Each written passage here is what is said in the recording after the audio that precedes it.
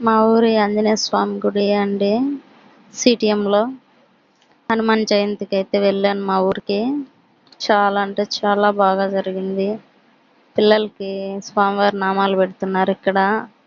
చూసారా, మా అమ్మకు పెట్టుకున్నాడు ఆయన.